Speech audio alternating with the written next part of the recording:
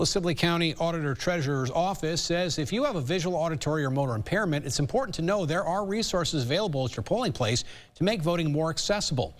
Thanks to the Help America Vote Act of 2002, every polling place across Minnesota and the country comes equipped with an assistant voting device, or AVD, like the county's OmniBallot tablet. That device can scan a ballot and help a voter mark it by guiding them through it with a visual or audio interface with adjustable volume, text, and rate of speech. Once that process is done, you can hand the ballot back in for tabulation just like any other.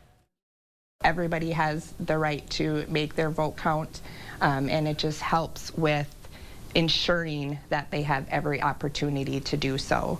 Not everyone is comfortable using the options that we have, and that's okay too, but we do have those available for them if they would like.